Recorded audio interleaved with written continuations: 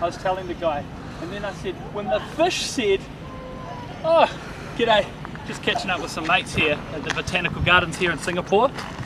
This is episode 2. If you want to check out episode 1, hit the link somewhere here, watch that, and then come back and watch this one, because this is part 2 of the Singapore Botanical Gardens. Let's get into it.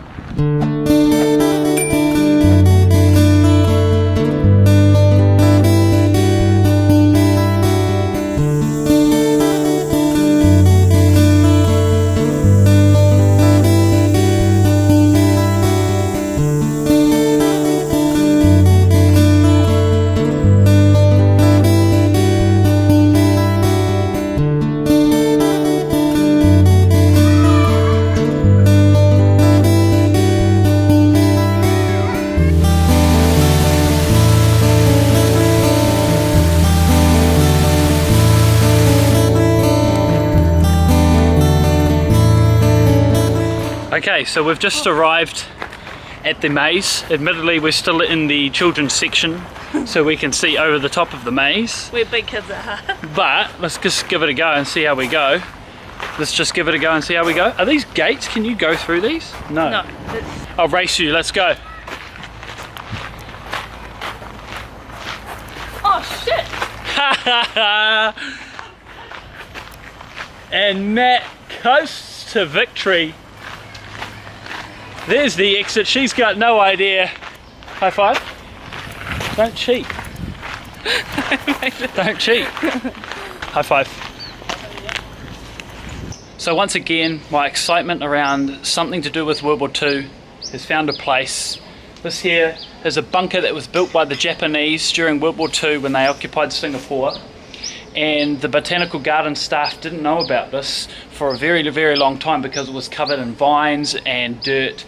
But when they uncovered it, they went inside and they believe it was a bunker that housed important documents and that sort of thing, based on the fact that there's no ventilation in there. So it couldn't have been a residence, or it couldn't have been a place to hide or anything like that. It was built for special documents, and they've kept it here. It is so cool wandering around Botanical Gardens and finding bits of World War II history. Something obviously that we don't get a lot of in New Zealand, being so far away from where the war took place. But for me, this is super exciting.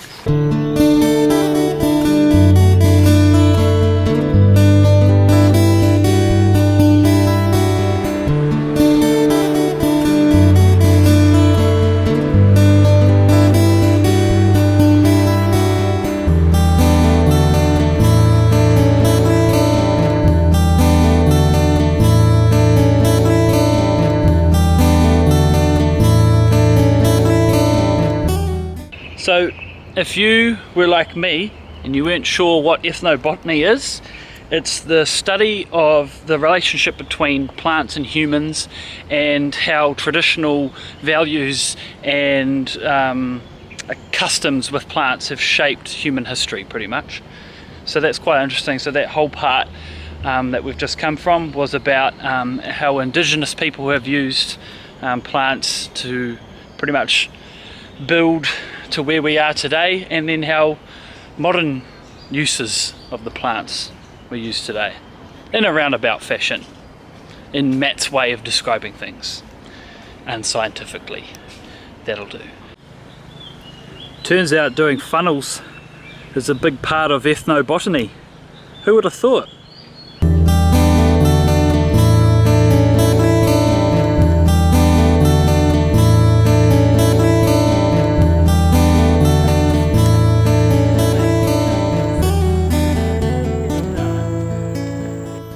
Hey guys, Elton John's just released a new song. It's like a sequel to Yellow Brick Road.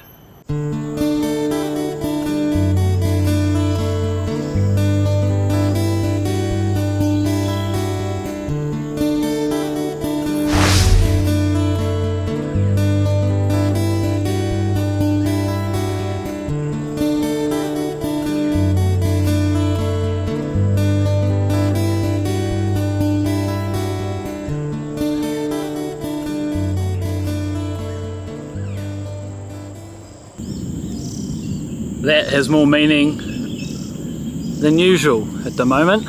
Hey baby, Yeah. go the silver ferns. Go the silver ferns.